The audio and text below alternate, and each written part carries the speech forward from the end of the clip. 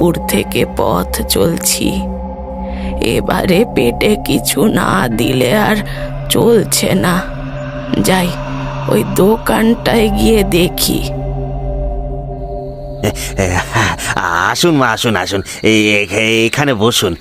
আর 2-5 minute দেরি হলে আমি এই দোকানটা বন্ধ করে দিতাম।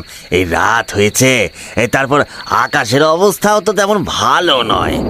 হ্যাঁ, মনে হয় বৃষ্টি নামবে।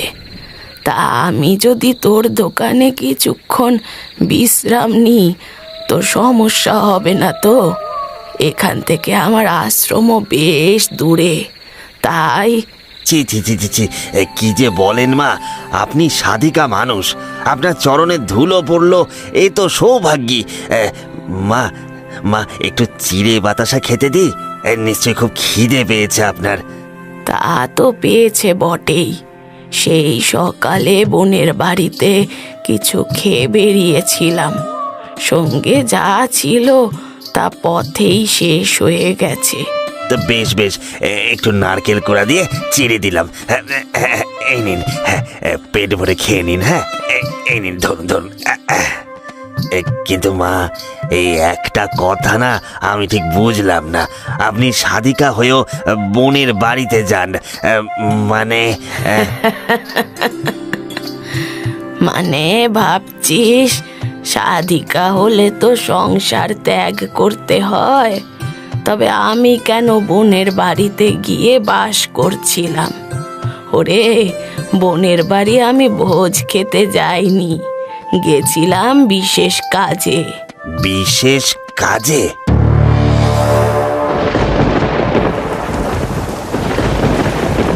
আসলে নিজের মায়ের পেটের বোন তো, সে যদি বিপদে পড়ে ডাকে, তবে কি সেই ডাক অগ্রাহ্য করা যায় বলতো? তার মানে সেই ডাকের পিছনে নিশ্চয়ই কোনো বড় কারণ ছিল। যদি আপনার আপত্তি না থাকে, তবে যদি সেই কারণটা বলতেন। বৃষ্টির রাতে গল্প শুনতে চাইছিস, সেটা বল। তা বেশ, তা বেশ, গল্প বলতে আমার কোনো আপত্তি নেই। তবে এটাকে গল্প না বলে ঘটনা বললেই বোধহয় ভালো হয়। আজ থেকে বছর 7 আগে আমার দিদির 2 মেয়ে, নমিতা আর সুনিতার মধ্যে বড় মেয়ে নমিতার বিয়ে হয় গোবিন্দপুরের সাহাবাড়ির বড় ছেলে মুকুলের সাথে। বিয়ের পরে কয়েক বছর সুখেই দিন কাটছিল। নমিতা গর্ভবতী হলো, কিন্তু এর পরেই যেন ওদের জীবনে নেমে আসে গ্রহণ। নমিতা তার প্রথম সন্তানের জন্ম দিতে গিয়ে মারা যায়। নমিতার সদ্যজাত সন্তান তার মায়ের আঁচল তো দূর, তার মুখ পর্যন্ত দেখতে পায় না। বাবা মুকুল, এইভাবে আর কদিন চলবে বলো তো? আমি যে খোকার দিকে তাকাতে পারছি না। দুধের শিশুটা যে কিভাবে মাকে ছাড়া থাকবে জানি না। আমিও কিছু বুঝে উঠতে পারছি না মা। খোকাকে দেখলেই যে আমার নমিতার মুখটা মনে পড়ে যাচ্ছে। আমি আমি কি করে ওকে একা হাতে মানুষ করব, আমি সত্যি জানি না। বুক যে আমাদেরও ফেটে যাচ্ছে মুকুল, কিন্তু নিয়তির ওপরে তো কোনোদিন কেউ জিততে পেরেছে বলো? তাই একটা কথা বলছি বাবা, ভেবে দেখো। কি কি কি কি কথা বাবা? বলুন না, বলুন আপনি কি কথা। মুকুল, তুমি খোকার মুখের দিকে তাকিয়ে একটা বিয়ে করো বাবা। আমি জানি এটা তোমার পক্ষে কতটা কঠিন হবে, কিন্তু কিন্তু খোকার জন্য তোমাকে এই কাজটা করতেই হবে। না বাবা, না, এমন অনুরোধ আমাকে করবেন না বাবা। আমি নমিতাকে বড় ভালোবাসতাম, ওর জায়গা আমি কাউকে দিতে পারবো না বাবা। আপনারা বরং খোকাকে নিয়ে যান। আমি আমি আমি পারবো না। তুমি কি বলছো বাবা? হ্যাঁ, আমাদের বয়স হয়েছে, এই বয়সে আমরা কি এত বড় দায়িত্ব দায়িত্ব নিতে পারবো? আমি সবই বুঝতে পারছি মা, কিন্তু আপনারা একবার ভাবুন তো, যদি আমি খোকার কথা ভেবে বিয়েও করি, সে কি খোকাকে নিজের সন্তানের মতো স্নেহ করবে? কখনোই নয়, কখনোই করবে না। কি হয়েছে আমার সোনার, কি হয়েছে? খিদে পেয়েছে আমার বাবাটার? তোমার দ্বিধা আর তোমার যত সন্দেহ রয়েছে সব কিছুর সমাধান হয়তো আমাদের চোখের সামনেই রয়েছে মুকুল। তার তার মানে? আমাদের সুনিতাকে তুমি বিয়ে করে নাও বাবা, ওর থেকে ভালো মা হয়তো খোকা আর পাবে না। ঠিক মুকুল, তোমার বাবা একদম ঠিক কথা বলেছেন, তুমি আর দ্বিমত করো না। এরপরেই এক শুভ দিনে মুকুল আর সুনিতার বিয়ে সম্পন্ন হয়ে যায়। খোকাও নতুন মা পায়। মুকুলের জীবন আবার যেন নতুন করে সেজে ওঠে। দেখতে দেখতে 5টা বছর কেটে যায়। এরই মধ্যে সুনিতার কোল আলো করে এক পুত্র সন্তান জন্ম নেয়। এরপরেই একদিন হয় কি, ওরে সোনা রে, চোখে ঘুম নেই কেন বাবু?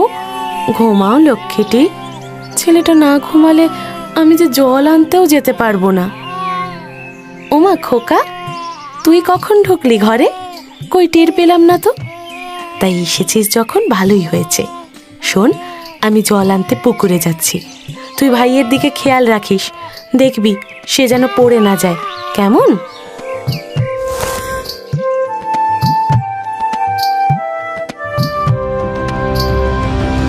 ঘণ্টাখানেক পরে সুনিতা যখন পুকুর থেকে ফিরে এলো, তখন দেখলো ছোট খোকা বিছানায় নেই, আর না সেখানে বড় খোকা রয়েছে। সুনিতার হৃদয় কেঁপে উঠল। ছোট খোকা, ছোট খোকা, ছোট খোকা কোথায় গেল? বড় খোকা, বড় খোকা, কোথায় তুই?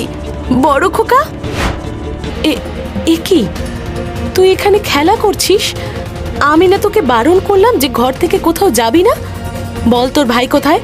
কোথায় রেখেছিস ওকে? আমি কি করে জানবো ভাই কোথায়? আমি তো সেই থেকে এখানেই খেলা করছি মা। কি? একে আমার কথা শুনিসনি, তার উপরে তুই মিথ্যে কথা বলছিস। আজকে তোকে কি করছো কি সুনিতা? ও কি করেছে? মারবো না তো কি করবো গো দিদি? বিকেলবেলা ছোট খোকাকে ওর পাশে রেখে আমি বললাম যে তুই ভাইয়ের খেয়াল রাখ, আমি জল নিয়ে আসি। আর ও বিকেলবেলা?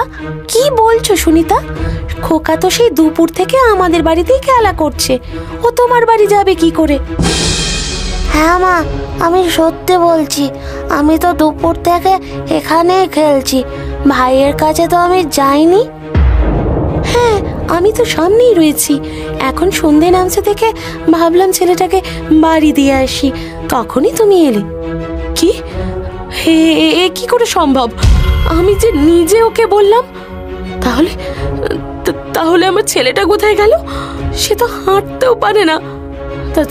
তার কোনো বিপদ হলো না তো? হ্যাঁ, বিপদ হলো না তো? তুমি একদম চিন্তা করো না সুনিতা, ছোট খোকার কিচ্ছু হবে না, তুমি দেখো। ওগো, ও যে দুধের শিশু, ছোট্ট দুধের শিশু, ওকে কে নিয়ে গেল? আমার খোকা, আমার খোকাকে তুমি এনে দাও। খোকা, খোকা। সারা রাত সুনিতা আর মুকুল মিলে খোকাকে খুঁজলো, কিন্তু তাকে কোথাও খুঁজে পাওয়া গেল না। পরদিন সকালেই প্রতিবেশী রূপা কাঁদতে কাঁদতে এসে বলল, সুনিতা, সুনিতা, সর্বনাশ হয়ে গেছে। তোর খোকা, তোর খোকা কোথায়? কোথায় আমার খোকা কোথায় বৌদি? কোথায় সে? আম বাগানের মধ্যে তোর খোকার দেহ পড়ে আছে সুনিতা। খোকা,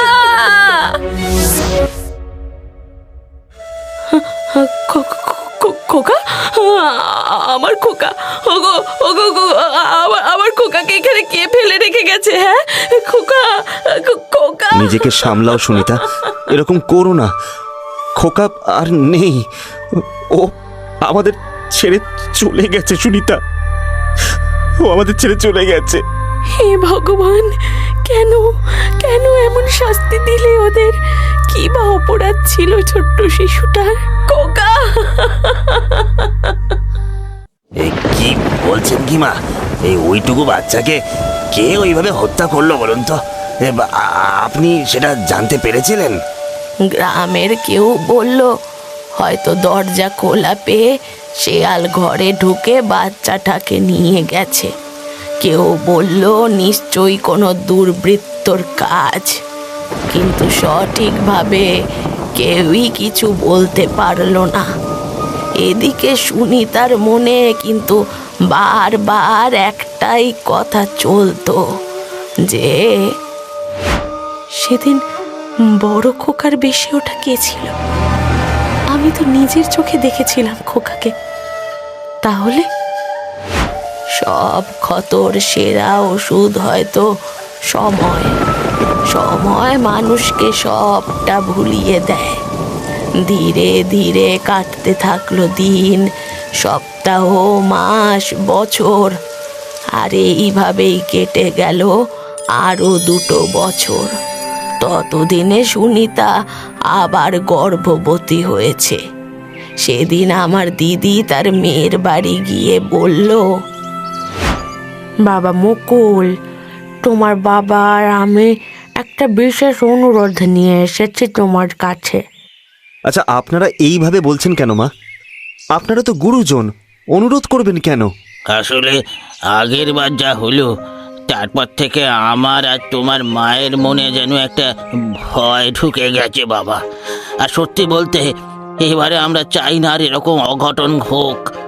আসলে আমি আর তোমার বাবার ইচ্ছে এবারে সুনিতা আমাদের কাছে, আমাদের বাড়িতেই থাকুক। প্রথমবার তো আমরা থাকতে পারিনি, তাই এবারে যদি তোমার আপত্তি না থাকে। আরে না না, এতে আপত্তির কি আছে? দেখুন, আমার মা বাবা কেউই নেই যে সুনিতার খেয়াল রাখতে পারবে।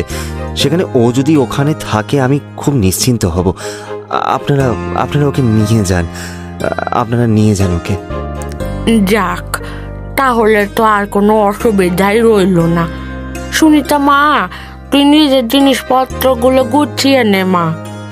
ঠিক আছে মা, আমি আমার আর খোকার জিনিসগুলো গুছিয়ে নিই। তবে ও তো আর আমাকে ছাড়া থাকতে পারবে না।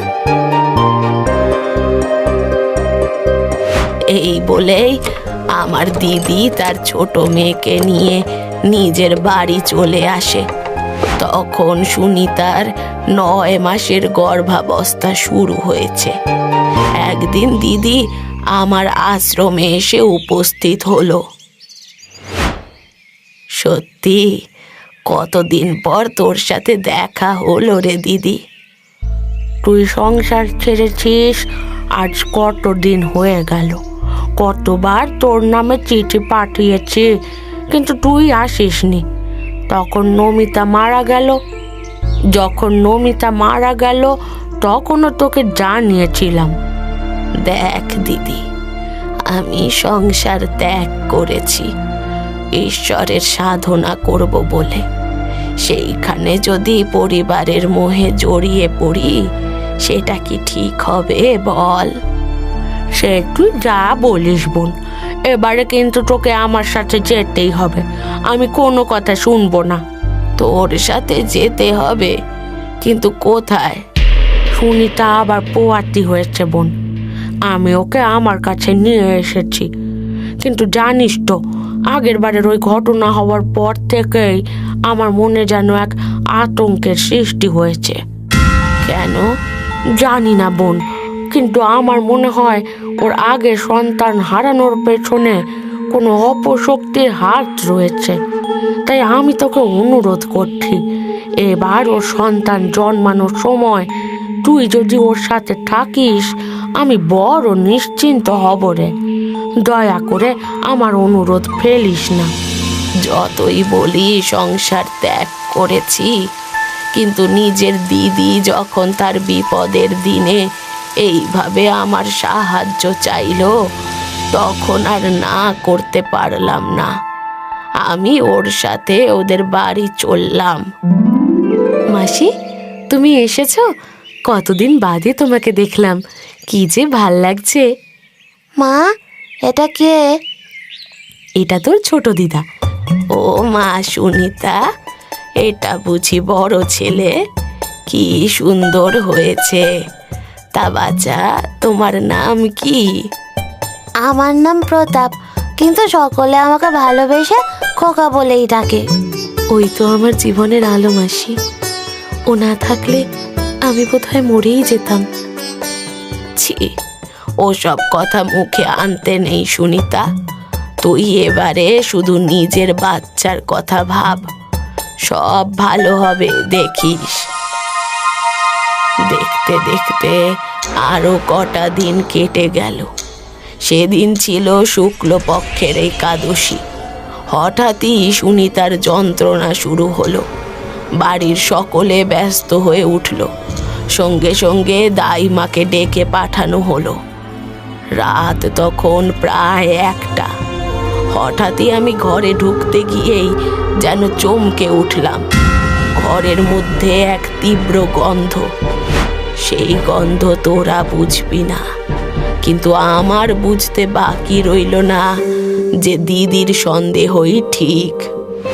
বোন, এই বোন, তুই এখানে দাঁড়িয়ে দাঁড়িয়ে করছিস কি? আমার যে খুব ভয় করছে, যন্ত্রণায় মেয়েটা ছটফট করছে রে। চিন্তা করিস না দিদি, যে আসার সে ঠিক আসবে, শত বাধা পেরিয়েও আসবে। আমি আমি আর পাচ্ছি না মা, আমি আমি আমি আর পাচ্ছি না, যন্ত্রণা করছে। না, আমাকে এক্ষুনি কিছু করতে হবে, নইলে ওই অদৃশ্য শক্তি আবার সুনিতার সন্তানের ক্ষতি করতে পারে। আমাকে এক্ষুনি গৃহ বন্ধ করতে হবে। ওম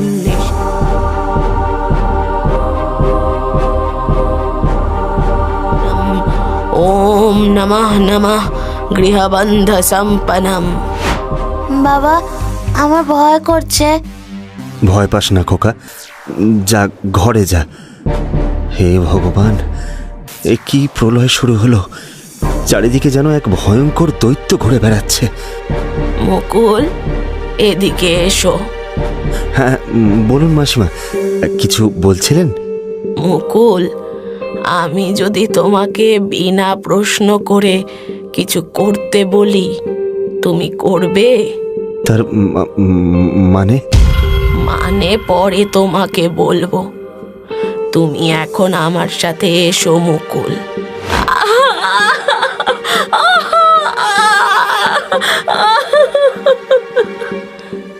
হে ঈশ্বর, আমার মেয়েটার সাথে থেকো। কিন্তু বোন কোথায় গেল? একটু আগেই তো এখানে ছিল। আমি আর মুকুল বাড়ি থেকে বেরিয়ে এলাম। বাইরে তখন প্রলয় চলছে। আকাশ যেন ফুঁসছে কোনো কারণে। ঝড়ের দাপটে পথ চলা যায় না। আমি আর মুকুল ঝড়ের মধ্যে দিয়ে হেঁটে চলেছি। এই সেই ঝড় যেন আমাদের পিছু নিয়েছে। মুকুল ভয়ে কাঁপা কাঁপা কণ্ঠে বলল, মাসিমা, মাসিমা, এই ঝড় তুফানের মধ্যে যে পথ চলা যায় না, উফ, কি ভয়ঙ্কর দুর্যোগ! মাসিমা! ভয় পেও না মুকুল, আমি যতক্ষণ তোমার সাথে আছি কোনো ভয় নেই। ওম নমঃ।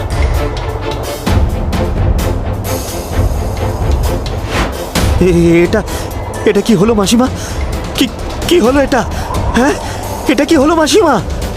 ওম ভূর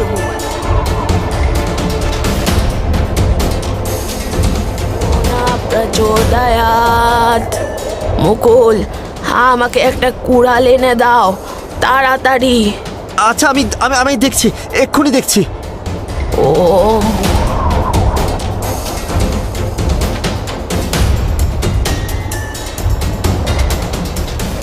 চলে যা, আমি বলছি চলে যা, চলে যা। মুকুল, তুমি কুড়াল দিয়ে গাছটা কাটতে থাকো, আমি মন্ত্র জপ করব। যতক্ষণ না গাছটা কাটা হচ্ছে থামবে না। কিন্তু কেন মাসিমা? কেন কিন্তু করার সময় নেই মুকুল। গাছটা কাটতে শুরু করো এক্ষুনি। ছেড়ে দে আমায়, আমাকে ছেড়ে দে, ছেড়ে দে।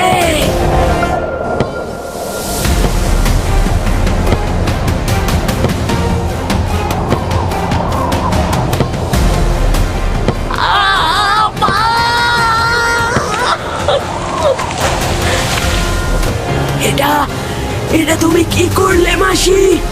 এটা তুমি কি করলে? কে কে কে কথা বললো মাসিমা? কে? দিদি গো, ঘর আলো করে মা লক্ষ্মী এসেছেন যে। মেয়ে হয়েছে গো, মেয়ে। হে ভগবান, তুমি সত্যি আছো। আর আর আমার মেয়ে সুনিতা? সুনিতাও একদম সুস্থ আছে। এটা তোমার মৃত স্ত্রী নমিতা মুকুল। কি? নমিতা? কিন্তু সে তো... হ্যাঁ, নমিতা। সেই নমিতা যে মরতে না মরতেই তুমি নতুন বউ ঘরে এনেছো। ধিক্কার তোমায়। নমিতা? নমিতা, এ কি বলছো তুমি? আমি তো আমাদের খোকার জন্যই... খোকার জন্য নয়, নিজের জন্য। তুমি একটা স্বার্থপর লোক। আর তুই তুই কত বড় অপরাধ করেছিস তোর ধারণা আছে? তুই নিজের বোনের ছোট্ট সন্তানকে হত্যা করেছিস। শুধু তাই নয়, আমি না থাকলে আজ হয়তো পরের সন্তানকেও হত্যা করে দিতাম। হ্যাঁ হ্যাঁ, আমি আজকেও ওর সন্তানকে পৃথিবীর আলো দেখতে দিতাম না। কিন্তু তুমি সবটা পণ্ড করে দিলে। কেন কেন করলে এরকম? কেন? তুমি আমাদের খোকাকে হত্যা করেছ। নমিতা, তুমি এত নৃশংস, এত নিকৃষ্ট। তোমাকে স্ত্রী ভাবতে আমার ঘেন্না করছে। তুমি নিজের বোনের সন্তানকে... ও তো আমার নিজের বোন না, ও আমার সৎ বোন। সৎ। কি বলছো কি তুমি? সুনিতা তোমার সৎ বোন? হ্যাঁ, আমার জামাইবাবুর প্রথম পক্ষের সন্তান নমিতা। সেই স্ত্রী মারা গেলে জামাইবাবু দিদিকে বিয়ে করেন আর সুনিতার জন্ম হয়। কিন্তু দিদি তো কোনোদিন নিজের দুই মেয়ের মধ্যে তফাৎ করেননি। তাই বুঝি? কতটা জানো তুমি? আমার আজও মনে আছে সেই দিনটা। না না, কাঁদে না, কাঁদে না। কি হলো, কাঁদছো কেন? হ্যাঁ, এই তুই কি করেছিস রে বোনকা? ও কাঁদছে কেন? কি করেছিস? আমি কিছু করিনি মা। মিথ্যে কথা। তুই বোনকে মেরেছিস, তাই ও কাঁদছে। বদমাস মেয়ে, শয়তান। তোকে পুষছি আর তুই দেখাচ্ছি মজা। সেই দিন বিনা দোষে মা আমায় মেরেছিল, আর সেটাই ছিল শুরু।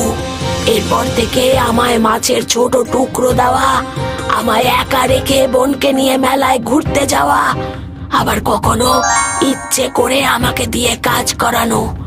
বাবা হয়তো সবটাই বুঝতে পারতো, কিন্তু কখনো প্রতিবাদ করেনি।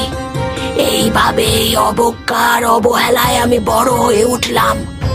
বিয়ে হলো, সুখে সংসার করলাম, কিন্তু ভগবান হয়তো আমার কপালে সুখ লেখেননি। সন্তান জন্ম দিতে গিয়ে আমি মারা গেলাম, কিন্তু ছেলের প্রতি মায়া একটুও কমলো না। ভেবেছিলাম ওর বাবা ওকে মানুষ করবে, কিন্তু ওর বাবা বিয়ে করলো আমারই সৎ বোনকে। না, আর না, আমার ছেলেকে আমি আমার মতো কষ্ট পেতে দেখতে পারতাম না, কখনো না। নমিতা, আমি জানতাম না যে দিদি তোর সঙ্গে এমন ব্যবহার করেছে, তোকে কষ্ট দিয়েছে। কিন্তু বিশ্বাস কর, তুই যেটা করেছিস সেটা কোনো অপরাধের থেকে কম নয়। একটা নিষ্পাপ শিশুকে তুই হত্যা করেছিস। একবার ভেবে দেখলি না তার কথা? না, আমি ভাবতে চাইনি। আমার খোকা কষ্ট পেলে আমি কাউকে ভালো থাকতে দেব না, কাউকে না। নমিতা, তুমি ভুল ভাবছো। সুনিতা আমাদের খোকাকে বড্ড ভালোবাসে, নিজের ছেলের থেকেও বেশি। নমিতা, ও কখনো ওদের মধ্যে কোনো তফাৎ করেনি। হ্যাঁ নমিতা, সুনিতা তোর খোকাকে বড্ড ভালোবাসে রে। সেই স্নেহ ভালোবাসা আমি নিজের চোখে দেখেছি। কিন্তু তুই ওর সন্তানকে কেড়ে নিয়ে অন্যায় করেছিস। ওকে সেই অন্যায়ের শাস্তি দিয়েছিস যেটা ও করেইনি। নমিতা, আমি তোমাকে সত্যি ভালোবেসেছি। তুমি চলে যাবার পর জীবনটা থমকে গেছিল আমার, আর শুধুমাত্র খোকার দিকে চেয়েই আমি বিয়েটা করেছিলাম। কিন্তু তারপরে সুনিতা আমার জীবনটাকে বদলে দিয়েছিল। সুনিতা শুধু ভালো স্ত্রী নয়, ও একজন ভালো মাও। হ্যাঁ নমিতা, তো ওর খোকা ওর কাছে খুব ভালো থাকবে। বেশ, ঠিক আছে, আমি আর কখনো এখানে আসবো না, আর কোনো ক্ষতি করব না।